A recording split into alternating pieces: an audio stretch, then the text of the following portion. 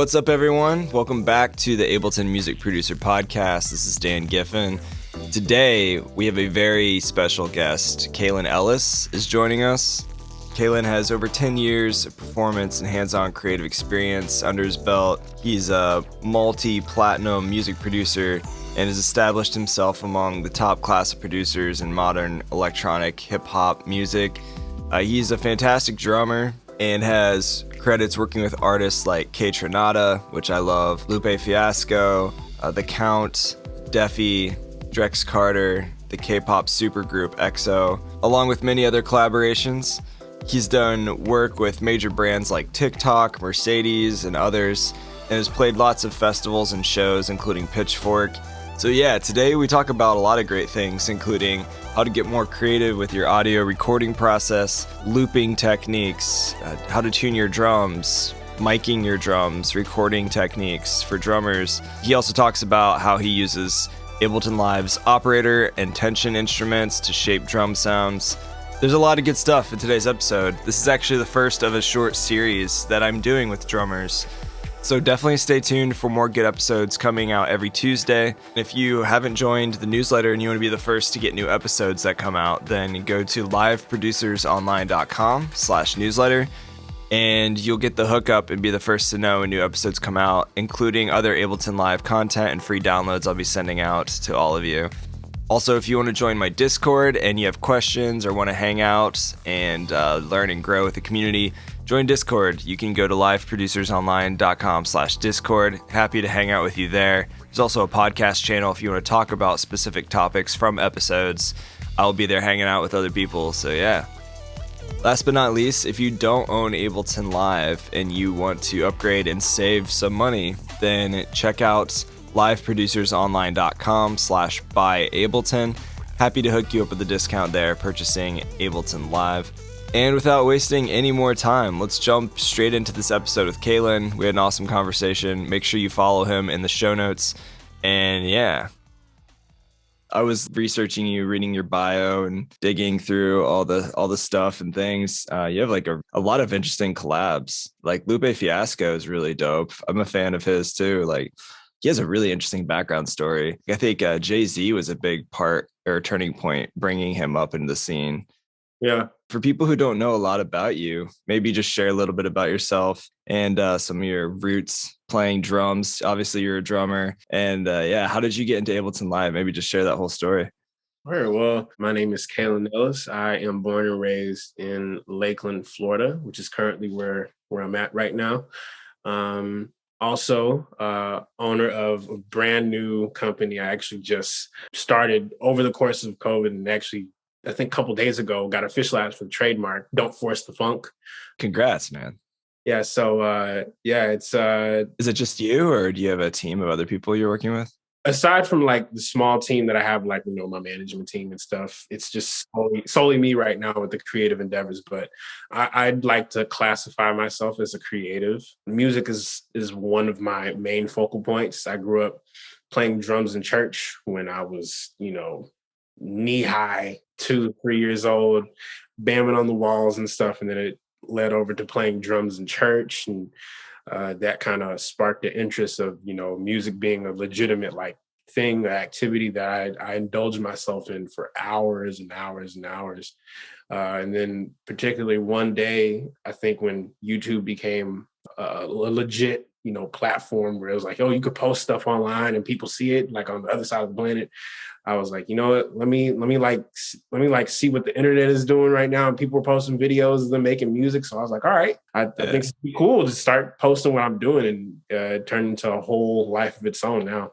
Yeah, you've been like staying strong with those beats that you've been making, recording yourself like on TikTok and Instagram. Been following those. Big ups to you for busting those out. I actually want to nerd out on some of your process on that later. But yeah, honestly, I grew up playing drums in church too, for a lot of my life, sleeping on the pew some days. And then, you know, I think you know how it goes. A lot of really well-known and accomplished musicians and drummers and like even like Katy Perry celebrities, like a lot of them got their start getting their chops down, playing every Sunday in church. That's like a real common thing. Oh, yeah. Like, how did you get into Ableton Live? At what point growing up? It was around 2007, 2008. I remember YouTube became a thing that was like new for me. I was like, oh my gosh, YouTube.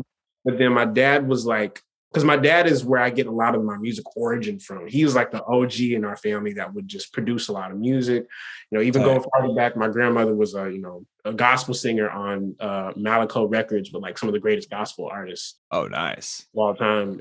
And so to kind of jump back forward to now, 2007, 2008, I started learning about like products that different DAWs. I was like checking out FL Studio. I'd learned about MIDI around that time. I didn't know what MIDI was at all. I was like, oh, you could like record a sound and play it back on this keyboard? Like, that's crazy. Yeah. So I remember for years, I went through this phase of just trying out different DAWs. And the one that stuck out to me, even like, back in 2007, 2008, was like Ableton Live. And so I remember I had like a demo version of Live 8 on a CD. Like this is like the first, like, I guess, demo version that had came out before, a lot more of the upgrades started to come in and, Yeah. But I was on Live 8, the demo intro, actually. It was intro. Nice. It's the gateway drug. Yeah. I remember I would, have all these loops that I had downloaded at the time from Sony Acid. Yeah. Because they had like this whole Sonic Foundry library of just sounds and loops, I guess, in the early 2000s. And so I used to collect those CDs and I would throw those CDs into Ableton. I just start messing around with like, the arrangement view of the different clips. And that had me hooked, but I didn't really know how to utilize Live in a way of like producing.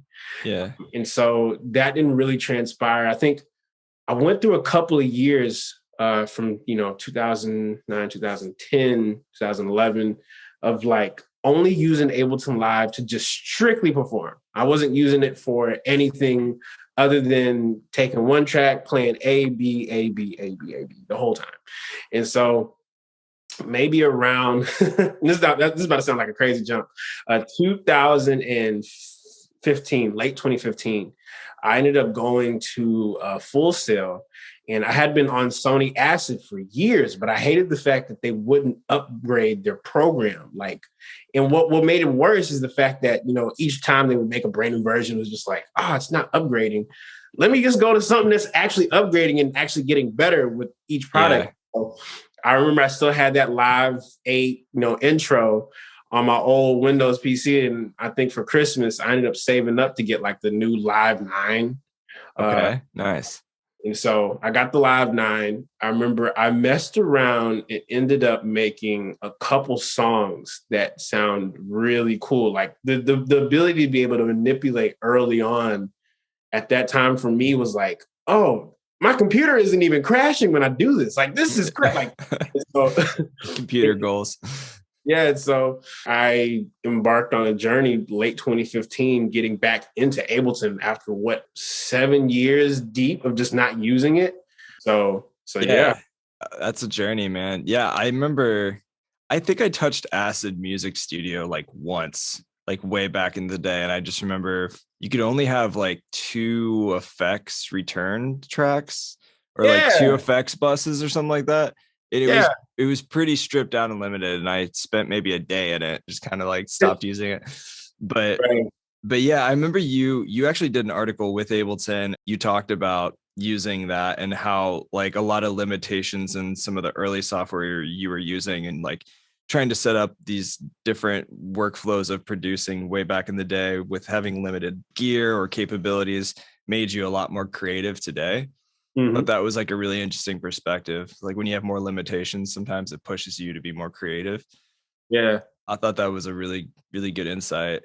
Yeah, I know definitely as of late, I didn't realize how powerful within the DAW of Ableton, there's already like things there that kind of give you a hint of what it could be if you just kind of tweak it a little bit. Right. And so I have a theory when it comes to like, programs and DAWs and stuff, but like the early keyboards, like the D50 from Roland to, Yamaha Motif to all the even the Korg Triton, there were already sounds that were just there. And so I think when people were trying to look for certain sounds in the early 2000s. And, that kind of created this culture of like, oh, what keyboard you use, what DAW you use, what gear you use. People strictly just want to go to a preset and get the sound rather than, spend maybe another 20, 30 minutes tweaking the sound to make it sound the way you could make it sound even cooler, Yeah. So it's amazing. I'm sure you're the same way. How many times I've heard like a song and I'm like, oh, I heard that serum patch. Like, like I'm sure when I think somewhere midway through the 2000s, someone had to tell Pharrell, you can't use that tracking anymore, bro. Like people know the guitar sound you're about to use. It's not a real guitar because it takes one note and just goes even higher and not like the realistic sound of a guitar. Right. So. That's hilarious. So have you worked with Pharrell?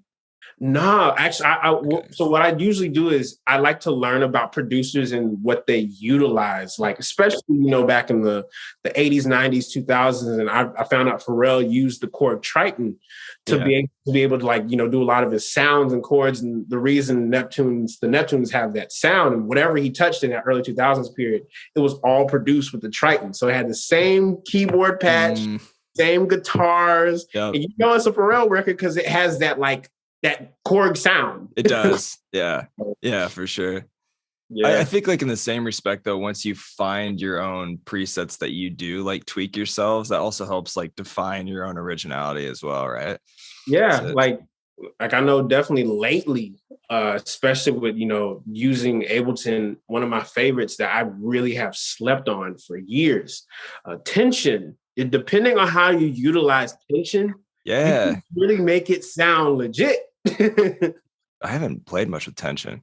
I need to though.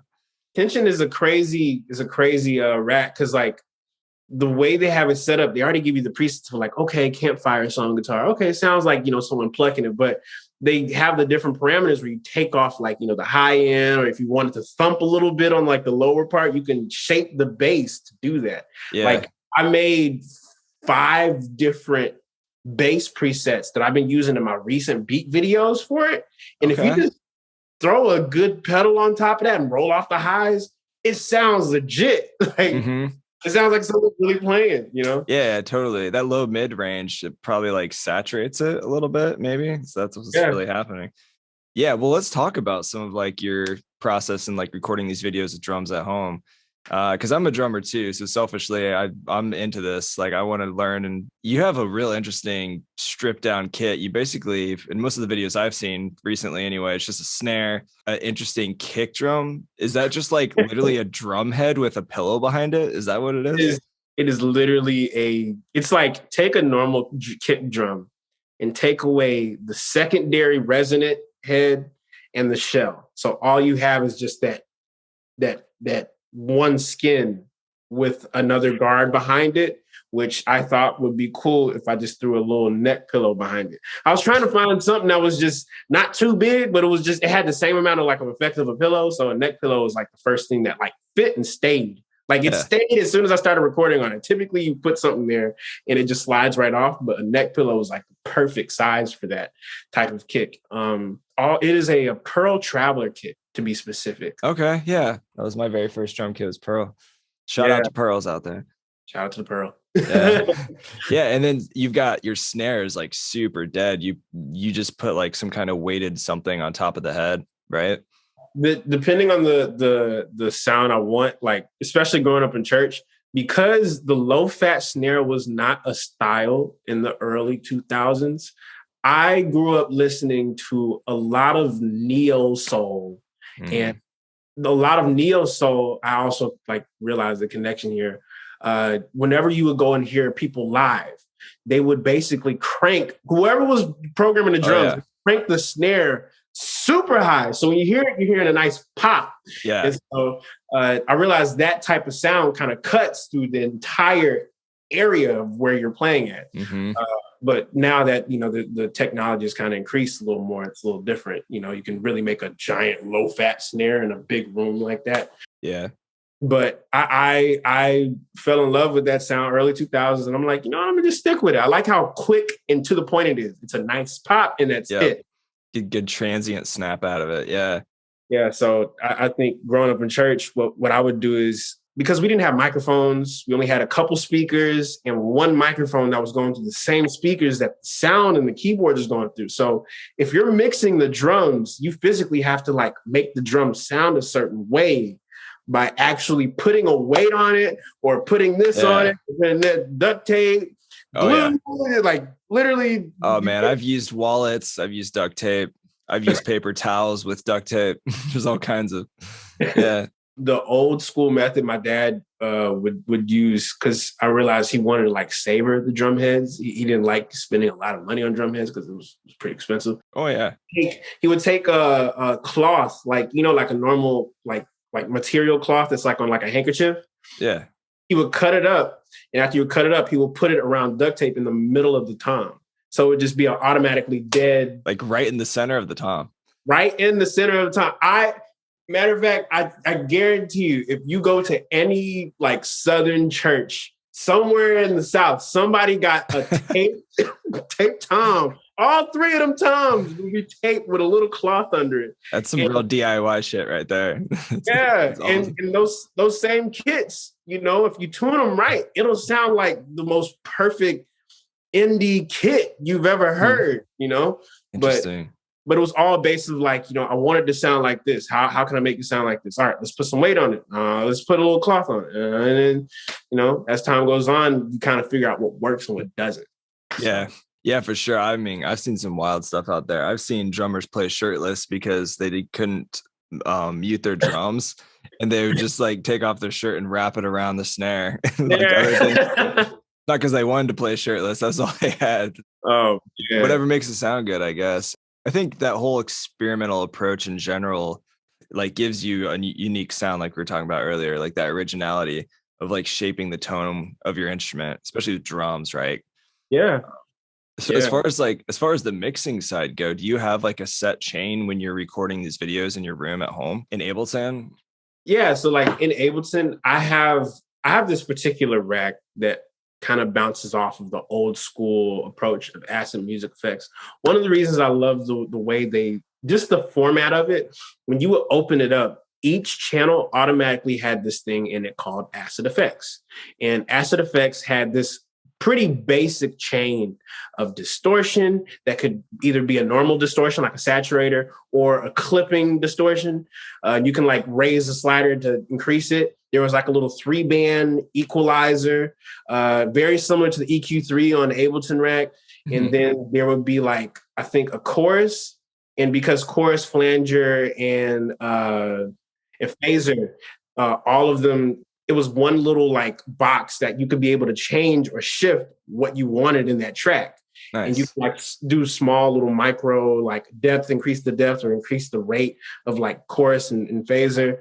There's a little delay chain, and at the very bottom of it was a reverb box where you can literally change whatever kind of reverb. You want a hall delay, you want a club delay, you want a what was the third one? A plate, and you could like change it simultaneously, all within this one box. So I thought, why not make something like that in Ableton? So I made this thing called the Acid Effects Rack, and it's like a free download on my website. But it basically just has all the things that are already in Ableton just in one box. That way, I'm not really thinking too much about like, all right, this is where the reverb knob goes. This is where it's like, you want the reverb, it's there. Turn the knob or increase the rate, or you want to go more in detail, just open up the group and you can see it in detail.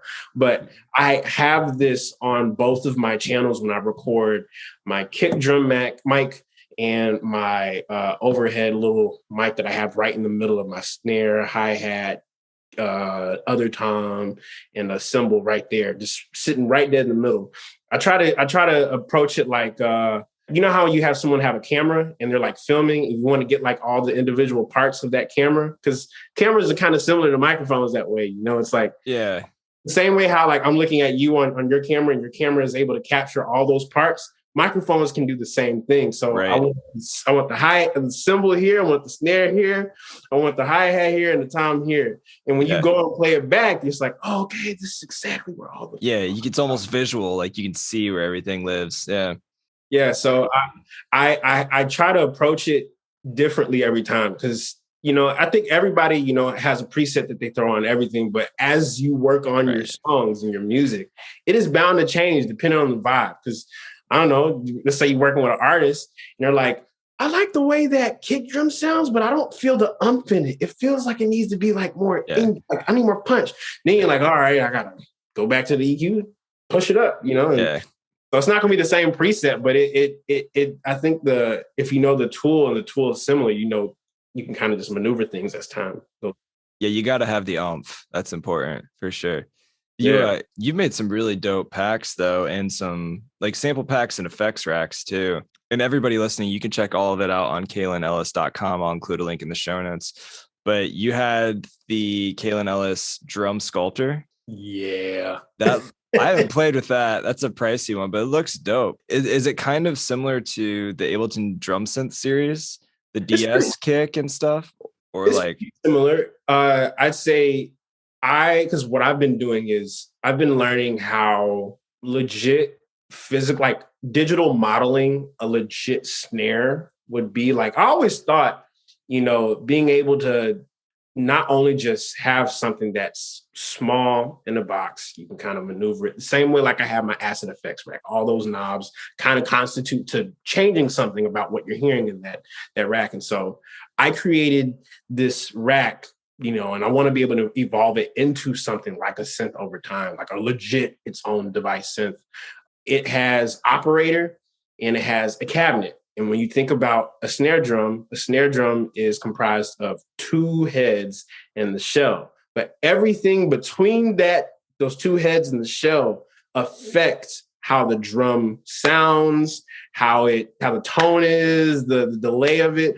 Putting a muffler on it will take off all that decay on it, stuff like that. And I wanted it to be an easy tool where instead of like thinking too much about like, I want my snare to sound like this, you can load up Drum Sculpt and be like, all right, I want my joint to sound low and fat. How do I do that? All right, load Drum Sculptor, turn the pitch down. All right, keep hitting it. And as time goes on, you're able to like adjust it to be able to sound the way you want it to sound, which is why I created Drum Sculpt in the first place. It's a tool where you don't have to think too much about the sound you're trying to get. You could just make it on spot. Yeah, using like macro controls, I imagine, right? That you've mapped with operator being the generative sound itself, right? Yeah. Operator's so powerful, man. It's awesome for basses. You can create drums out of it, obviously. Yeah, I know the most challenging thing that I like, and I managed to be able to figure it out maybe halfway through it last year, was creating cymbal sounds off of operator. And I didn't realize in order to be able to create a cymbal sound, you have to think about how like cymbal sounds are made. Like all cymbals are a little different, but you got the cymbal that sounds like a straight metal like crash, but it's just a combination of noise kind of like interacting with each other, which is what makes that crash cymbal sound. So yeah, couple frequencies that like are sitting in a cymbal range, and you throw a little tone on it and you start blending it on operator, it creates this weird metallic sound that almost sounds very similar to a crash cymbal. So yeah, it's like taking what is already there. Like, let's say someone says a frequency range of a cymbal is like a certain number, and you take that number and it's like, all right, I got to blend this number with this tone. And once it blends, it sounds metallic. It was That's a crazy, weird thing. But when I learned how like operator really works, because you can phase those A, B, C, D into each other. Yeah. It was game over. That's sick. I love that. There's a lot of really interesting effects for drums in the packs too, like in Ableton stock packs. There's a lot of really great packs for drums, like Drum Essentials. Do you have any other favorite drum packs that you use? I definitely know a couple drum packs that actually got me really thinking about drums in detail, because prior to where I am right now, I never used to want to break down the reasonings why a snare sounded the way it did. I just know I needed to sound like this. Yeah. And if it don't sound like this, I'm going to keep searching until it sounds like that. And so the Helios Ray kit from, I think it was Native. The homie put it on to me in back in like 2011. And ever since 2011, I heard that Helios Ray kit, it was all live drums. But everything about this thing was just like There was a little like put into every single sound. So the snare sounded like it had a little extra punch to it. Mm-hmm. It sounded like the sticks were like these big old bricks just hitting a piece of wood. It just sounded epic. Yeah. And so I had been using the Helios Ray kit for a bit, but actually went through a brief period where I started studying like hardware and how like hardware drums and whatnot can interact in various ways with being able to blend into production. There's this one kit, because I like to go straight to bare bones basics and like take the basic and mess with it. The C78 kit that's on Ableton, the stock one. Oh, I haven't played with that. Yeah, that was like old school 70s. You make a bossa nova track on an organ type drum sound. Nice. You throw it through a little plate reverb and it sounds like someone's literally like actually making different grooves on it. But I actually think that is like a legit preset or something. Because I just think the way like a machine goes through a plate reverb, that's cool to me. It just gives it a close sound, but it's also really big. Yeah. Really big, yeah. Yeah. Yeah, for sure. Plates are nice for that. You know Sylvia Massey? She's like a legend for the mixing mastering world. She's been around a long time in the game, but she's brilliant at mixing drums. And she did something crazy. Speaking of, because you have a pretty interesting like setup for your acoustic kit you record for videos and stuff, which made me think of her. She took a garden hose at a professional studio. It's like a 20-foot garden hose. And she ended up duct taping like a SM58 microphone to the end of it. So it was completely like airtight. Mm-hmm. And then she took the other end of the garden hose and just hung it up like right in front of the kit. Then just like smashed it through a compressor like as hard as you could hit it. And it sounded amazing. Like it sounded so huge. Like, and she just like ran that in parallel with like 5 or 6 other mics. And it was just stupid, like how hard and the transients were hitting. Hyper compressed, but she blended it in a really nice way. It was crazy. A garden hose. Yeah. Yay! Yeah, I don't like she's crazy, man. She's crazy. She has some really awesome experimental stuff that she does. Like she's done like adventure recording with like miking a drum set in the nuclear submarine. Like I don't know where that was. I think it was like in Russia. I have to fact check that. But somewhere, she's great at mixing drums. She was on the podcast a long time ago. Wow, that's really innovative. You know, I definitely know when it comes to being really creative, it's like taking something that you know about and just thinking outside of the box. Yeah. No one would ever think about using a garden hose. No. I definitely know one of the craziest things I've ever witnessed. A homie of mine in college, which is what put me on to like mixing stuff and thinking like, oh, you could actually utilize different things to be able to make it sound the way you do.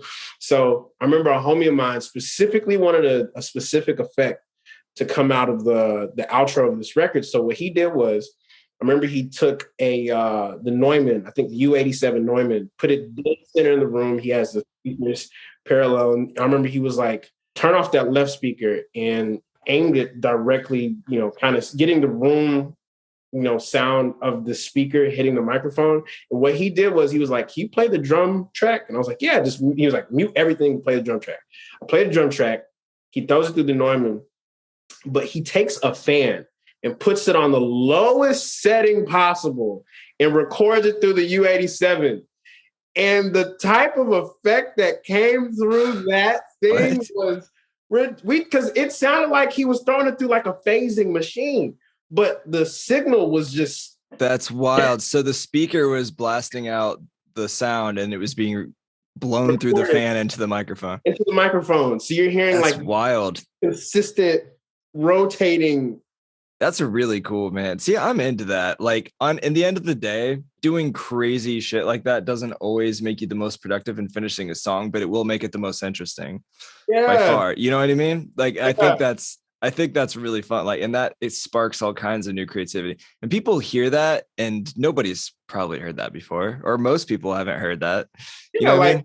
Yeah, a lot of the most interesting parts of music come from let's just try this out. And one really interesting thing is when Michael Jackson did the Thriller record, that door opening, that was the studio door. So they're like, yeah, can you do that again? Can you open the door? Because, you know, studio rooms they have those giant doors. Yeah. So They, I can only imagine they're just like, yo, do that. Yeah, right. Totally. Oh, you know they did. That's awesome. No, I'm into that, man. Yeah, getting weird. You can happy accidents is where it's at for me. So it just makes producing and everything more fun, really. And that's how I like to approach, mixing my drums, because my upbringing was playing drums in church, but how I got into production was strictly through sampling in the hip hop. I only know how to really loop records because my start was loops. And I only really know how to like take bits and parts of loops and kind of like place them in good areas. So it sounds like you're hearing like the same imperfect loop over and over again. Yeah. One guy who's incredibly insane at it, because he's like one of the GOATs, Madlib. His thing is basically looping things in such an intricate way, you wouldn't think it would cross over in a way that it would sound like it's unlooped. Yeah, I try to take that same approach when it comes to recording. Like, well, so what do you do when you're looping? Like, that's a good question. Like, because I'd love to know more about your workflow actually recording into the DAW. Do you use comping, or do you use like session view, arrangement view? Do you use Ableton's looper? Like, what does that look like for you? So I use a session arrangement view, and because I come from the background of like, playing drums, the old classic way of being able to like, sample is, sessions. Like sessions, you just play and you go back and you listen to what you got. And so the golden rule for me is if I can get everything I need to say on a drum kit within the first couple of bars, and it sounds good on repeat, where you can literally like predict it, but it sounds more interesting the more it plays on and on and on. Yeah. You got a kind of a golden loop ratio. So I like to record a long take and then start blending the imperfections kind of together. Sometimes I like to time my kicks to the downbeat of the one, but other times, depending on the feel I'm trying to go for, I'll leave it way off the grid. And what you're hearing at the very end of the bar is playing the one of the kick. You're not knowing that because, you can't physically see what my session looks like. It's just, taking the imperfect loop, you'll hear it, and you're hearing probably the tail end of the kick at the beginning. And at the very end, you're hearing like the initial hit. So it just kind of nice into each other. Yeah. So yeah, I try to approach it like if someone's trying to loop a old classic vinyl record, that loop of like, I like the way that starts off. Maybe I don't want the kick to come in, but I like how that snare is early and the kick comes a little way too far. So that's like a real common boom bap kind of vibe these days. You just have that like off the grid, like really any song is more interesting to me if it's not perfectly on the grid. Yeah. It's so easy just to quantize everything and lock it in, right? Right. Those little imperfections gives that sauce, that little flavor. And that's the funniest thing too, because like before I even had the opportunity of being able to record my drums, I used to basically create a pattern on a grid and then start sliding it purposely off. So it just sounds off kilter. Yeah. Everything that I made maybe in my early 2010s making music, I would purposely take the snare and just take it a little behind on the grid. And then the next one, maybe not as much, but the same amount on the grid, and just duplicate that over and over again. So what you're hearing is like an imperfect program of a snare. Because drummers, as drummers, you don't play the same sound twice. No. That's where that imperfection kind of like comes in at. So I used to do a lot of like programming on like the 16th. Matter of fact, I think Sony had this thing where it was 64th notes. Crazy number, but they had that as an option. That's I would zoom all the way in at the beginning of the measure. And because I knew something was on the grid, I would just take the entire thing and just slide it off a bit. Yeah. Just nudge it. Yeah. And so that's what created that little draggy effect, but it was just not exactly on the grid. Yeah. Yeah, totally. Do you ever play with the delay compensation on the tracks to kind of get some of that? So I actually have a new thing on that. So I've been trying to adjust to having everything in the box as far as my sample delays. But I remember the original way I used to do it. I used to use the actual built-in sample delay to be able to delay my tracks on Ableton. But then I ended up messing around and downloading, like, I think I had like the oldest version of like Logic on my computer. And I was like, I don't even use Logic. Let me delete it. I didn't realize they keep the native plugins that came with the original Logic. Yeah, stays installed. Yeah. Yeah. So I use sample delay, the AU sample delay from Logic. Really? I have that. I've seen it, but I've never touched it. If you have it and you got everything, if you download my Acid Effects rack, you'll see it casually just sitting there at the very end of the rack. Okay. Yeah, it's just like, all right, what if I just kind of turn it on and drag it a couple milliseconds or drag it a couple samples behind? So yeah, whenever I'm like recording, I'll purposely have the recording on a sample delay just to get a feeling out of it. Nice. Yeah. It's not even like the actual, saturation and that. It's just the feel of it before you start adding more on top of it. Right. Yeah, no, and I think that's like another good segue. Another question I was going to ask you is like, how much layering do you do with your drums or say your kicks or snares? I think as of lately, because of how quick I've managed to be able to get this sound, not a lot of layering compared to like the last couple months. Like last couple months, I was like taking Drum Sculptor and throwing it on top of a snare and then tweaking the highs of the snare and the lows of the snare and then throwing a real one I had on top of it. And so lately it's been more of like, I think I just need to change the attack of this kick real quick. And so I'll throw Drum Sculptor on, and because I have like different versions of Drum Sculptor, I have like the kick that's at like, I think we're at 2.1 or 2.0. And each, number kind of like adjusts as time goes on. And I have like a click knob as well. Cause on a kick, you have like the click at the beginning. Little snap. Yeah. And so I think there's a couple records I did my last project where I had the click just kind of in there. It sounds like not necessarily like a dull punch, but it sounds like someone's really hitting the kick. But I needed the click to make it sound convincing and feel right. Yeah. So yeah. Do you mess much with drum bus? Oh, so I love drum bus, man. When I discovered drum bus, that was feels like cheating. It does. Oh hey, yeah. Put it on anything, man. I've put it on vocals before. Yeah, like yeah. Oh man, I think it's one of the quickest ways of knowing that like all the sonics my drums are hitting. Because what I'll do is I'll because I only use 2 mics. I have the 2 tracks. I make sure everything is timed. I put the EQ on top of those tracks. So it's like, taking away the nuances that don't need to be there. Like there's no reason for highs to be in a kick drum unless you need to have that click. Right. Or you want to, make it just have that little nudge at the top. But like after I EQ the overhead, little overhead in the middle and the kick, I'll group it and then throw it through drum bus on a group. And then that's how I'm able to tell, like, all right, is my kick in a good place or not? Because you can boost bass on the drum bus. But that's how I'm able to be like, I need to find that sweet spot. It sounds low, but there's a sweet spot I got to hit. And so I'll start, I'll throw up the bass boom on a drum bus and I'll go back to my kick drum and hit the frequency or see where it needs to be at for it to feel right. And then on top of that, I take the transient and I go the opposite way. So instead of like boosting the hits on the transients, I take them out.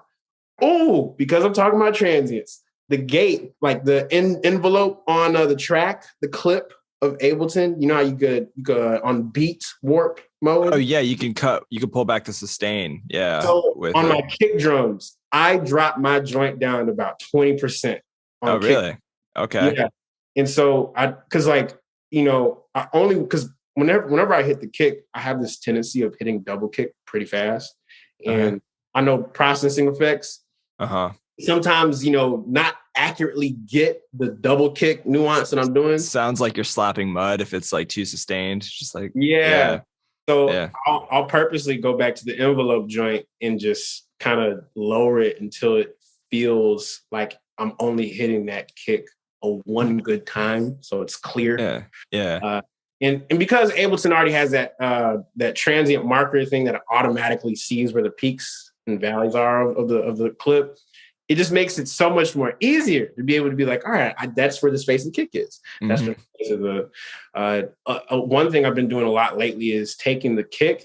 And if I just want it to just have a good tone, not even like utilizing Drum Sculptor, I will take the kick and I'll turn it down a couple semitones. So like 2 or 3 semitones to be able to get like a low end presence. Because the kick that I have already sounds punchy and mid.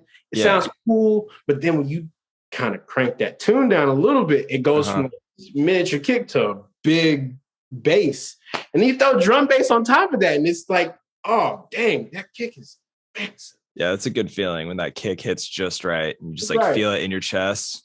It's like Christmas. Are there any tips that maybe you could share with listeners about tuning your drums, or do you not tune your drums? It's complicated. I'll tell you why. One of the things that I learned early on in church was that when you listen to music a lot, let's say you listen to the same funk record from the 60s, like a James Brown record. But if you know James Brown's music, you know, in order to be able to hear a legit James Brown record, it has to have these sonics, the way it sounds. I think a homie of mine once told me every sound has a mental imprint on it. So if you hear a snare, that snare will remind you like, oh, it sounds like that record from D'Angelo. Yeah, it's true. And so I think because of the fact that I've listened to so much music, I know what sonics I'm trying to reach when it goes to this particular sound. Like James Brown's band, for instance, they were tight. Everything about the band was tight. This kick was tight, but it had a little ring on it. It had a little thing on it. So utilizing the music that I've learned about throughout my lifespan, I like to approach that in the way I tune my drums. You know, there's a lot of people, and I actually had a long conversation with another great producer friend of mine. He's also an Ableton user as well, named Chuck Sutton. Yeah. I know of. Actually, I think I was trying to get him on the podcast. Yeah, Chuck Sutton is like, he'll call me and he'll like break down things to me that I didn't realize, like, that's crazy. Like, I didn't think that. And so one thing he told me was, and I think he showed me this on a spectrograph. He showed me this guitar thing he was, messing with. And while he was messing with the guitar, he was like, how can I make this thing sound full? And saw what frequencies needed to be filled through that space. And I realized he managed to be able to fill up an entire space by looking at the graph. Yeah. He was like, this is what needs to be here. This is what needs to be here. So he started adding all these little intricacies and little elements. And I realized musically, people who play music, they're like, oh, I know exactly what that needs. It needs this. And they're like, oh, so how did you know that? Like, well, the imprint, you know music so well. It could also be the same thing with looking physically at a graph and being like, this is the frequencies you need. So I think a combination of training your ear to, whatever drum style preference you like. Some people like a quick James Brown style. Some people like a Dave Weckl kind of mid-tone, warm, pockety type love sound. Dave Weckl. Yeah. Yeah. And so I guess the only tip I'd really say is do a lot of A/B action. If you have like a certain style in mind, start blending the things you like the warm tones of a Dave Weckl snare, but you want to have a deep kick that's just kind of quick and to the point, like a James Brown record in the late 70s. Just take the songs and kind of like A/B it, because I know whenever I'm listening to stuff, I'll be like, why does that remind me of something I've heard before? And I'll go back and specifically be like, I need the kick to be like this. So I'll just keep tweaking it and tweaking it and tweaking it. It hits there. So yeah, I think sample selection goes a really long way too. And just like you're saying, choosing the right sounds for the right style or genre or inspiration of song, for sure. I do know that, I'm sorry, I didn't mean to cut you off. No, you're cool, man. Go ahead. I've learned as far as my workflow that has helped me be a lot more efficient. I'll turn a timer on for maybe 30 to 20 minutes and key in on one thing. So my beat videos, for instance, I know there are certain sonics of like the beat video that I've already recorded. Like, the drums already sound a certain way. The pocket sounds a certain way. All I need to do is just be able to move things in place. So it's specific things about each part of the beat video that like I key in on within 30 minutes. So those things would be, all right, let's start from the basis of the song. What did I start off making this whole thing round? All right, I use that main signature sound and I have the drums. And then I'd start opening up the tracks. Like, you know how you can select the number and it opens up the channel so you can have like, you could listen to it and you cut it off. It's like a little channel shut off. Yeah. But so yeah, I like to cut everything off within the session that I've already made and just kind of like dial them in little by little. Yeah. I have a timer app on my computer too, because like it's easy to get lost and just working on one thing. And the next thing you look up and it's like, wow, I've been playing with this kick for an hour. Yeah. You're just wasting time at that point. Really, your ears just go numb, and then you start questioning the meaning of life. And yeah, I do know I keep saying I do know. One thing I have done lately has been, I like to have my track, because I play my tracks like live through my room, out of my bedroom, and listen like kind of where I'm sitting here. I'll be listening to something on loop, and I'll know based off of like the sonics I'm trying to hit inside my room, I hear it like in the whole house. So I'll be like, oh, this needs to go down. This is a little too loud. We turn that down. No, I do the same thing, man. Like there's a bass pocket in the back corner back there, and I'll go back there to reference some of the low end in my mix. Yeah. Jeez. Oh, last thing, because I discovered this was like a crazy thing for me. One of my last beat videos I did, I had this running drum beat. It sounded like boom, clacka, boom, clacka, boom, clacka, boom, clacka, boom. And so I realized playing that pattern at face value sounds pretty cool, but I wanted it to resemble like a horse galloping, but not just horse galloping. I wanted to make it sound like two horses were galloping. And what better way to do that than to have a horse on both sides? So nice. I take one take that, I like record one giant take long. I'll take the bar before and the bar after and put them right next to each other. Oh, wow. And then you spread them wide like stereo? Right. Yeah. Because what's funny is you're hearing a simultaneous loop kind of like going around. Interesting. Like this. So I'm not really using any other sounds. You're hearing the left go back into the right and the right go back into the left. So it kind of like shares this equal connection of like, all right, it's pretty consistent. There's no flam going on here, but it just sounds. I would picture like some weird kind of phasing feeling going on or some flammy thing. Yeah. But if you play it pretty tight, then that could be interesting for sure. Yeah. So that's weird. Dope. Yeah, I'm all about it, man. I'm trying to think, as you know, like phase issues can be a weird thing when you have multiple microphones recording a drum kit, especially using like overheads and stuff like that, right? There's this plugin, Thomas Fald, shout out to Thomas. He was just telling me about it. Basically, it automatically fixes the phase. You put on, I think, a group of a bunch of tracks that you're running into it, and it listens to the phase and polarity and whatever of the mics, and it instantly just fixes it for you. Oh. Yeah, it's called Auto Align. I haven't tried it yet, but he tried it, and other drummers have talked to me and been like, bro, you don't ever have to worry about phase issues with microphones anymore. It's like, okay. Crazy. Yeah. I know I definitely had my first experience with phase. It was like one of the first records I actually used the effects on Ableton Live to be able to captivate the sound of it. At face value, it sounded really, really cool. Like playing through the speakers, like, oh, this is a lot of bass. But what was not apparent, I had frequency shifter on the entire track. You know how it has that. Wait, not on the master, just the. Not on the master. Okay. It was like on a particular part of like the bass. Okay. And when it was on the bass, I totally forgot when I hit the frequency shift, it's already sitting at 180. And so when I go turn it back, the bass is completely canceled out. Like, and I played it live, and I just remember how dull the room got because it was just all these highs and the kick mid is hitting, but the bass completely was canceled out. And you're like, what's wrong with this crowd? Nobody's dancing. You just no one's dancing. And the track is so hype. I haven't played it in years because of that issue. That bass was just it like the first 5 seconds, it's boom, and the second is like Nothing. Nothing. Yeah, that's a real thing. I don't really usually do a ton of phase correction using any phase tools, but Right. now that I've been creating more experimental bass music lately, and so now like on my bass group, I'll typically kind of go through and just double check it now, just to usually make sure no weirdness happens or missing stuff like that. Right. It's Yeah.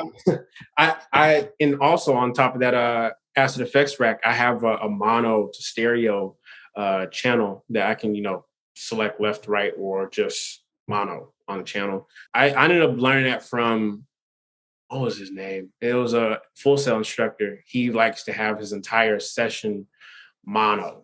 Even if he has to mix like drums wide, he would mix it in mono and then turn off mono when he's done mixing. Oh, Like, really? So he mixes in mono through the whole mixing process. yeah, Interesting. Yeah, I always check in mono too, though. But that is definitely a good ways to anybody listening to check your phase for sure. yeah. So Especially when you start panning stuff way out into the left and right field, things yeah. can get weird if you're not checking that kind of stuff for sure. Do you do hard pans or do you do like kind of? Because like Ableton's panning, I think I discovered they had this new thing, and well, not new thing. I don't know how long this has been in Ableton. Oh, But are you talking about split stereo pan mode? Bad Snacks posted it on her TikTok, and I was like, I didn't know this existed. Yeah, she's great. She was on the podcast a while ago too. Yeah, She's really dope. She makes some really cool music. But yeah, I mean that whole split stereo pan, I find that can be really helpful if I'm trying to do any kind of panning with like a stereo audio clip. right. Say like if I'm because traditionally for people who are listening, like if you just pan left, like hard left or hard right, then you're actually just turning down the volume of the left or the right side based off of which side you're panning it to, right? But in split stereo mode, you're not actually turning down the volume, you're just shifting it to the left or right side. So that makes a huge difference if you have stereo audio clips that you're playing with on a single track. Yeah. I've made the mistake of not knowing that in the past and just like completely cut out one side of a track. So it's like on a keys, like a splice track, or a splice clip, missing like half the notes. It's like sounds great. And then I listened to it on somebody else's speakers. It's like, that's not what I heard. That's supposed to be there. Why is it not? Right. Your speakers are broken. Yeah. I was going to talk to you a little bit about some collabs that you've done. You've worked with some really interesting artists, and I know we're getting short on time. I want to respect your time too, but who are some of your favorite artists you've collabed with? I saw that Kaytranada was one, talked about Lupe. Yeah, some really dope artists. Maybe talk about some of your favorite collabs or how you've met some of these people. I'm curious. Oh man, well, me and Kaytra kind of go way back to like, the early YouTube days, the 2009, 2010. Nice. I think there was another guy at that time that was, and I think he still makes music, but he's super low key and doesn't really mention what he's up to anymore. This guy named Munoz, David Munoz to be specific. Early 2010s, he was on point. And I think because of my knowledge of him was how I met Kaytranada in the first place. Because Kaytranada, we all were like, YouTube guys uploading our beats online, and I friended him on Facebook when I was like coming out of middle school, man. Like we go way back. Nice. But I remember there's this guy named Munoz, who was probably at that time one of the best beat makers in the world. And what made him really, really good was the fact that his ear for sampling drums, and just his ear, the way his ear worked, he could hear intricacies that were a little advanced for a 14-year-old kid at that time. Like that's no cool. 14-year-old kid could should really be able to do that. But he had a knowledge of FL Studio, and he would do his live sets through Ableton Live. And that was like my introduction to seeing how people craft sets on Ableton Live. Like there was this thing called Ustream, and I think it still exists. So back then, their platform was actually free. Anybody could use it at that point. And I think if you had like an internal microphone on your Windows PC, you could like route back your virtual DJ setting into the mic, and you could just like have your webcam like this and then play your set on Ableton. And so I remember he would just do these sets of all of his newest music and then mash up his own stuff. And I'm like, dog. And that led me to meet basically everybody that I work on music with now. So Kaytranada, that led to Sango, that led to that's cool. Phelps, which is Kaytranada's brother. Shucks. I ended up meeting Chuck Sutton through the internet because of, I think it was a related Ableton conversation. I just thought the way this guy utilized space was just nuts. Like, the way Chuck Sutton can utilize space and do his crazy, intricate experimental things with it, nuts. Yeah. And so, Kaytranada, Sango, Lou Phelps, and one guy who recently just started understanding Ableton was this producer named Deffie. Deffie is crazy. He produced this one record for... it's DEFI, right? 2 Fs, yeah. Okay. I thought it was DeFi, so thanks for clearing that up. I've been saying it wrong this whole time. Yeah, definitely. Yeah. And my favorite collaborator, I've like anytime I link up with him, it's just always on some next level stuff, is Lo-File. Lo-File is just nuts. Nice. Lo-File. Do you know who Alexander Lewis is? I know the name. I couldn't name any of his tracks. Yeah, he's pretty cold too. I did a beat video with him when I was in my LA trip, but he's really, really gifted, cold-blooded, in a way he produces as well. And I think that's pretty much like the list. I haven't done many more collaborations with other producers until maybe about midway through this year. Really? Yeah, because like when COVID hit, I was just trying to get, I was just trying to like fine tune what I'm doing and also survive. Yeah, just drum tracking for other people mostly, right?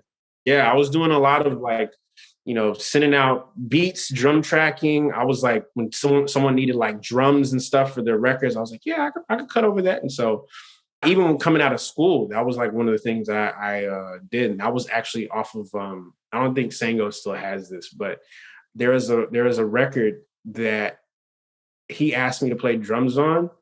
And I don't think he ended up using the drum take because the way he went with the song was like totally different than how I played it. But it's off of the record, blanking right now, In the Comfort Of, because I toured with him right after I like recorded the drum take for that record. Okay. So, yeah. Dope. So like now that you're starting to do more collabs with your own original tracks and stuff, do you have any projects coming out soon that you're excited about? That shameless plug.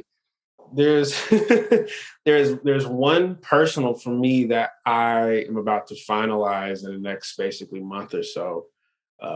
It's my new project that I've been like kind of piecing together for this year, trying to see like, I think what has really slowed down the process for that one, called The Funk Will Prevail.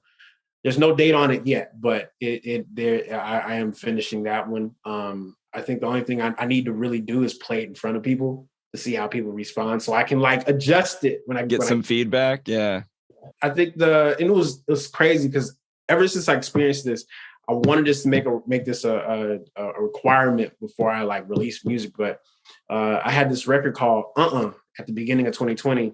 I listened to it today in the car, actually on the drive.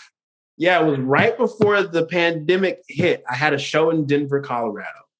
And I remember I was like the headliner for the night. And, I had like maybe 3 songs left in my set. And I was like, you know what, let me just play this and see how people respond. The room is packed full of people still. And I switch it.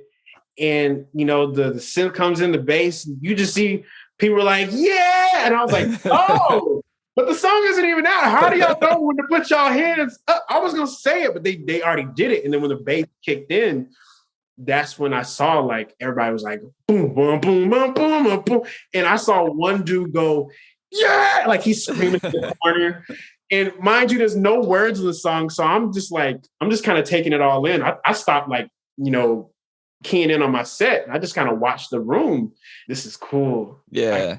See where I can adjust this here. And the song wasn't even completely finished, but I just played a little demo of it, and I saw people moving, and the way people's movements were, you know, in that room, I was like, all right, I could throw some crazy percussion in right here. And that led to finishing the song. So I'm in that space right now where I'm about to, you know, finish this album. I just really need to see how people physically react to it so I can make those minute adjustments. Yeah. I'm curious to see what Wake Up sounds like live. I got a show coming up in December 2nd in Tampa. I really need to know how Wake Up sounds in front of people. Yeah, that's the moment of truth, right? Yeah. So me and Kount got a project, Kount Cole, the Kount. Yeah. No, he's a phenomenal percussionist. He's got like, it seems like in all the videos I've seen of him, he's got like 6 billion percussion instruments. He's got like the craziest shit. He's got a whole box. Like it's like, it looks like a box you used to, like, you know, move from point A to point B. A shipping container full of stuff. It's nuts. Yeah. So I got a project with him. We pretty much, the album's already done. It's just, you know, seeing what time would be best for that. And also about to, you know, finalize and embark on finishing this EP with Soulection right now. So yeah, I got 3 of those on my own solo projects that I'm like really, really proud of right now. I think the new album I'm mostly proud about because I'm blending both worlds of my last 2, you know, Moments and Afterthoughts albums into one cohesive thing. I want to be able to create the experience, you know, like a first time listener almost. Yeah. You know, like that zest of like, oh, run it back. Yeah, just like hits you in the soul, you know? Yeah. I love that. I love that. Well, I mean, you're making great tracks. Like, I love your style, your music. You're a dope drummer and instrumentalist of sorts. Last but not least, real quick, I'd love to talk about like your live setup because you said you're playing shows as well, right? Yes, I am. Are you playing these solo or you have other instrumentalists joining you? So that does sound like the future. We will get to that point. Okay. The solo or the band? The band. Okay. So far, my shows are pretty solo. I have a set that is pretty consistent of, I actually have it right here next to me. Yeah, dude, they'll show and tell. Yeah. I have my Ikai MPD 226. Oh, nice. This bad boy, I got this as a gift during the Sango tour back in 2018. Because what's so funny is this crazy story. I had basically went through the entire, you know, tour. I think maybe, and this was around the time of my birthday. So, you know, I think it was, you know, he was trying to surprise me for my birthday. And during the tour, he bought that controller for me. Because I told him, like, you know, I'd been trying to save up at that time to get a brand new, you know, controller. Because what I was using beforehand was the MPD 26. It's like the same setup, but a bulkier controller. It has like 8 knobs, but like 8 sliders as well. But I just remember that thing was bulky, man. Like, trying to go through the airport with that thing was so taxing. No, I feel that. Thought it was like a weapon. Like it, and so I got that for my birthday. I almost cried getting it. And I remember I had the show in New York, and I just remember I was like, I want to use it, but I don't know how this thing works right now. I ended up doing like 2 more shows with the 26, and I threw it away. And then I was like, all right, let me see how to utilize this. And so my live setup now is comprised of using that 226, and I have a drum kit on the side or behind me, or however the stage layout is set up. Okay. Dream setup would be having a openness in the middle, but I have an instrument on the side like this on the left, and my drum set on the right like this. And so you could literally see me be able to, like, you know, go between both. The whole stage and everything kind of interacts with how I'm interacting with the instruments. That's like the dream I have. Yeah. That's actually very kind of similar to my setup. What I do, I have a standing kit, so I just bake the kick drum into the tracks, and I just stand and play with like a snare and cymbals, and then my SBD SX drum pad, and then to my other side when I turn around, I'm playing the push. So it's kind of similar in that sense of jumping back and forth between the two. Yeah. I know the one thing that I'm slowly embarking on, because I have the show coming up in the next couple of weeks. The one thing I'm trying to embark on is getting to a place where I am so comfortable playing on a kit. I can be on there for a little longer than just a couple minutes and then go back to my controller. Because typically my setup is I have 4 decks, kind of similar to a DJ setup. You know, when you have these 16 pads here, one pad is A, another pad is B, C, and D, and so forth. But each one kind of represents a different, function. So this top corner right here will play the track. This one will stop the track. The one below that will cue the grid within like the beat repeats. Yeah.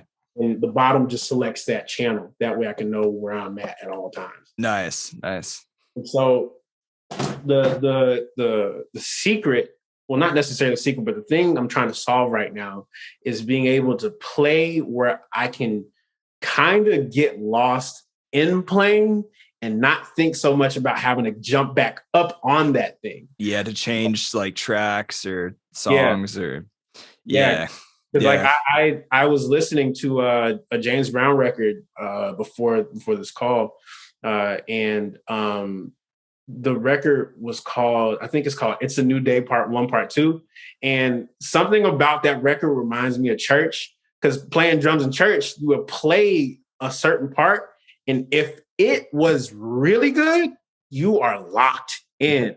And it's in a term what they call gone. It's like you locked in and like everything, like especially the musicians, we're all just locked into this one groove. Like, So that's like a place I want to be able to reach when I perform. I not only want to just play a set and then kind of go to the next song. I want to be able to get gone in one song and then like everybody else is like, oh, we in. It's like you just forget you're in the room all together. You're just there. Yeah. So it's a good feeling. I think it's something that is very achievable, especially with the amount of projects I have with all this music. Because within my sets, I've been slowly transitioning into not just quote unquote mashing up DJ records and playing drums over them, but also being able to mash up the records that I have and actually put it with the people's voices I think would be cool. I got a Missy Elliott mashup that I've been trying to piece together with a lot of like one of the new records off of my new album. I'm trying to piece that together with a Missy Elliott acapella and then kind of like slowly interchange it. So it sounds like a drummer / DJ / band is kind of like interacting all at the same time. And so, that's pretty much my setup. The update, one day I'll be able to get to this point. I have what's it called? The MPK 249 keyboard right here. Oh yeah. That's a great keyboard. Yeah, and I want to be able to like also not just have the pads and the sliders, but I want to be able to play keys as well. But I haven't been able to get to that comfortable place of I could just sit down and just play. I'll get there. I'll get there. But you're ahead of me for sure from the videos I've seen. It's like I'm still on hot cross buns with 2 fingers. Just like, hey, I'll say this. Before I really garnished my understanding behind playing piano, there's this thing my dad used to do growing up in church, because my dad plays keys. Yeah. He, when you look at the piano is really the way it's structured right now, because I didn't know there's other types of pianos, there's wild looking keyboards. Like the light keyboard that I have, that's a totally different beast. Lumitone, right? Yeah, Lumitone. That thing was wild looking. Yeah. It's from outer space. So it's kind of crazy, but when you look at your hand and you look at a keyboard, the way the keyboard was designed was meant for our hands. There's this chord my dad used to play, and I remember he would have this be like his resting spot to be able to kind of play the piano. But those 3 keys, those 3 black keys?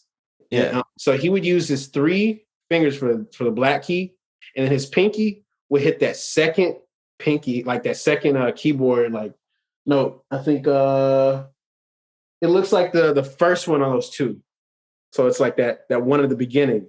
So that pinky is that one in the beginning. Those 3 hit the one in the middle, and that thumb, the last one that you're hitting on the pinky. So if you're hitting, it should look like this. I was gonna say I'm having a hard time visualizing. It would be E. Thumb would be E. Yeah, gotcha. Yeah. And I remember after having my hand on this resting place, I didn't know all piano is recognizing what key you're in and what form you're about to play. Yeah. Yeah. It's just memorizing like those different fingering positions. Yeah.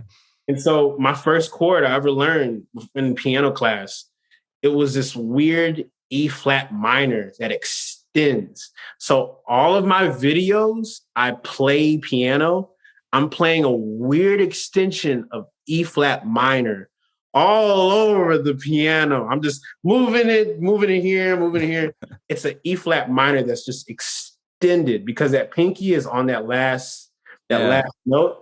I remember I rested my hand there like my dad would do. And I remember it was like, oh, da, da, da, da, da. What if I move it somewhere else where like... Right. And just keep that same position, the fingering. You're just, yeah. That's how I learned how to play chords. And nice. such. Yeah.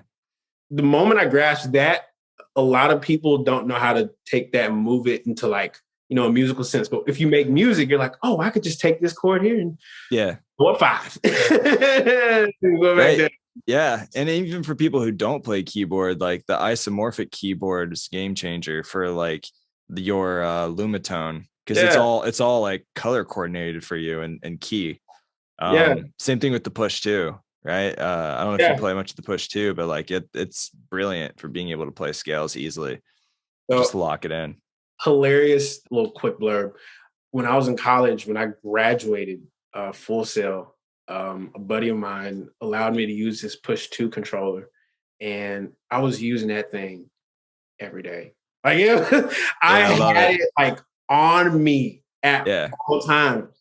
And then I think I had to move back over here to Lakeland, and he calls me and he goes, "Hey bro, can I get that push controller back?" I'm like, "Oh!" You're like, no. No. No. It's like, I'm sorry, I'm keeping that. It's like, instead of having to search on a mouse, like the old school route, like it brings you back to like, you know, using a Triton, using an old keyboard that has the presets. It's just this box that now extends. You know, you don't have to go through and click and search. It's the best beat making machine I've played with by far, and I've played with quite a few. What I would love would be, I don't know if this is possible, but I know it is possible. I'm just thinking about like all the technical implications that it would take to do this, but a standalone push. Yeah, I mean that's basically what the Kai Fire, is that what it's called? I think so. I think it was Akai Force. That was like their answer to the push, basically. But I think it does have like built-in like sounds and everything. It's its own DAW inside of the controller. Yeah. And although like my feeling is, you know, the push was the first in-house controller that Ableton made to be a slave to Ableton. My feeling is like that's cool if you don't want to use a laptop on stage, but any other reason I don't see why it would be an advantage. But if you did want to use it like on stage and as its own standalone without a laptop, that'd be dope. That'd be great. Yeah. One crazy idea, because the way I like to look at things is, you know, see what the basis is, but see what like could be next level for it. You know, if you look at like the design of drums over the last like, you know, let's go more than that. Over the last 100 years, drums haven't really evolved in their design. Like, I mean, it's like even electric drums are trying to copy acoustic drums. That's where we're at now. We're trying to copy. Yeah, that's true. We're going back. It's like tape machines, right? Like now they have tape machine emulations to try to go back from the digital. Now, what would be insane, because I did look this up and I know it exists. I don't know the name of the brand, but they had this really unique hybrid of sensory percussion. Sensory percussion? I think it's sensory percussion you're talking about. Yeah, that stuff's wild. I played the demo set that they had set up at Gearfest at Sweetwater 3 years ago. Yeah, it's wild because it's actually a microphone that you can attach to like a real acoustic kit. But it's actually just converting audio to MIDI instantly, which is you can make any sound out of it, and there's like no latency pretty much. It's nice. Yeah, the one I'm mentioning, there is this company 1960s, but they took this. It was not just the acoustic snare that was dope about it, but they blended the acoustic and a digital synth inside the snare, where you could literally plug it in like a guitar and send it into your board. So if you wanted a blend of like an actual snare and a digital process at the same time, you could like fade it between to be like, okay, this is mesh that's hitting a normal snare, but you want this tone of like the synth to come out. I don't know whose record did it, but I think it was like 1962, 1961. People thought they were wild for even trying this in the first place. That's interesting. But I also think like, I can only imagine something like modern, like if you had a legit snare, but your favorite snare sounds are inside this drum and you can fade it to be both digital and physical at the same time. And you can route that into like a board. I say like, let's say if the microphone was already included in the snare. You know how people have like the gong drum and they have that drum that's like sitting underneath? Right. Imagine that was already built in, you know? Yeah. And all you needed to do if you wanted to be able to blend your own snare sound you had and just kind of like tweak it right there, you go live and play with that snare sound anywhere, you know? Yeah. Do you ever play with triggers? I do. Actually, I recently in my church, they installed a drum trigger on my snare because, you know, me, I like a nice tight pop. Yeah. They like a low fat feeling. Yeah. So I'm like, dog, like, and it sounds like a James Brown, like snare, like it sounds like a gat. But when you mix it in the room, they take more of the lows of the trigger going through the rolling, and they just kind of like they just have the attack of my top end of the snare and the low kind of really hit the room. So yeah, I have a Roland TM6, but basically it has I think like 6 or 7 inputs, and I use that for triggers because you can import the sounds into it. It's just a tiny little box. That's what it's made for, really. Right. That's been really nice, like for bigger shows too. You can just run my trigger straight into that and then send each output separately for each trigger, so it has its own separate out TRS that you can give the soundman all the control he wants. As a nice little box to take on the road. Crazy. Yeah, I recently got this DDTI drum module. I realized you can do a little more than just throwing it through the drum trigger on it. I think I ended up learning how to turn the sustain pedal into a kick drum over 2020. And so it's the same cable. It's the same cable you use for, you know, a drum trigger. You just take that same plug, throw it into the D drum module. Yeah. You know, all right, instead of it sustaining, I just wanted to have one quick hit every time I touch it. So now it just turns into like a kick. I learned how to do double kicks on the sustain pedal. That's awesome. It's very difficult, but it's like it's a touch to it. Yeah, dude, those Roland drum brains are not cheap, man. Like those brains are hella expensive. But you know, it's nice when you're like me and you have an apartment, you don't want to piss off your neighbors playing electric drums. For sure. Yeah, shucks. Before I ended up, you know, having this house, my folks, you know, all my family were here, and so I had to like pick a particular part of the day that I'm gonna like shred it. That's why majority of my beat videos from like early 2020 were in the daytime, but now it's like I have lights in my crib, so I can just jam out as long as I want to. It's a blessing and a curse. Nice. You never know what time it is. Right? You're just lost playing for hours. Yeah, I need to go to bed soon. That type of vibe. Right? Yeah, no, for real. I've been there. You're just like grinding it out, and you're like, "Why am I so agitated?" And then you look at the clock. It's like 3 a.m. and you haven't like slept, and you're hungry and tired. Oh man, we've all been there. Right. Dude, it's been super good hanging out with you, for real. I appreciate you coming on the podcast, and everybody who hasn't listened to your music, highly recommend checking out Kaylin's stuff. It's really, really dope, and especially if you like hip hop, boom bappy, lo-fi, chill hoppy, rap, it's all good. So yeah, man, I'll include links in the show notes. For anybody that wants to like connect with you on the internet, where's the best place to hang out? Like socials, website, whatever. Definitely socials. I am always cruising through my socials. I'm about to get back on my Discord. I started it a Nice. while back, but I got really, really busy the last couple months, so I haven't been able to go back and check up on it. I do know a lot of people are posting great stuff per usual. Anytime I'm, trying to, strike up a conversation, see how creatives are doing. My Discord chat is one way. My Instagram is one way. I basically respond to everything. I just take time. Dope. And I'll say this: any person who purchases a sound pack from me, they'll get an automatic link to my Discord. So cool. Everybody go buy some stuff. It's worth it. You'll get an automatic link. It'll be right there. Yeah. And you got free packs and things too for everybody else to check out. There's a lot of good resources on your website, KaylinEllis.com. I'll include all those links in the show notes as always. Once again, dude, good times, good hanging out with you. Appreciate you taking time out of your day to hang out and share all the wealth of knowledge that you have. So yeah, also shameless plug, looking forward to the drummer circle Ableton's going to be doing in early December. So everybody look out for that.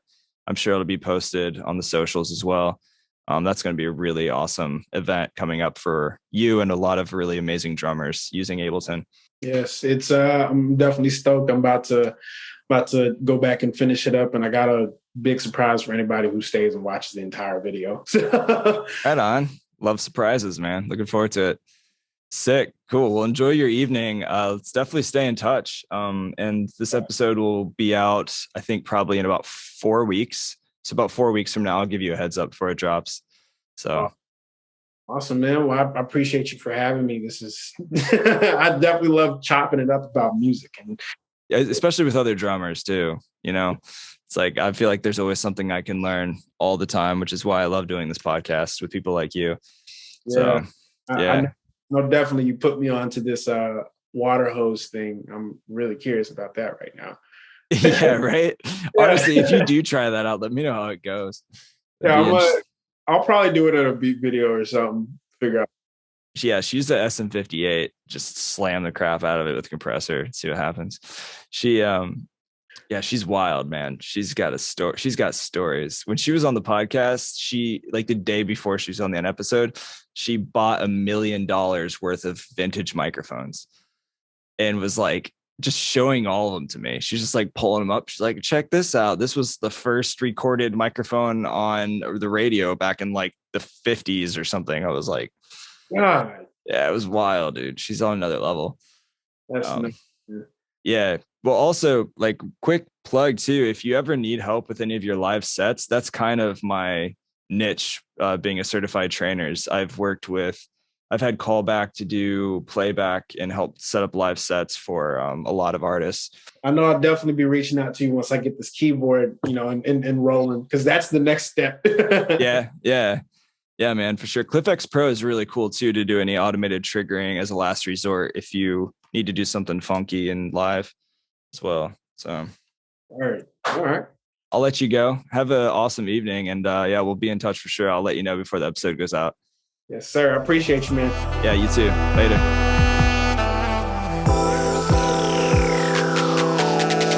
Thanks everybody for listening to the podcast. Make sure you like, subscribe, follow Kaelin in the show notes below. And yeah, stay tuned. I'll be trying to release a new episode every Tuesday. Join the newsletter if you want to be the first to know when new episodes come out and receive some free Ableton Live training and updates with things going on. You can do that at liveproducersonline.com/newsletter. Check that out. Also, if you want to purchase the newest version of Ableton Live and save that piggy bank and save some money, then go to liveproducersonline.com/buyableton. I am a reseller, happy to hook you up with a discount. So there's more details on that webpage. Much love, everybody. I will see you next time. Stay tuned for more. Later.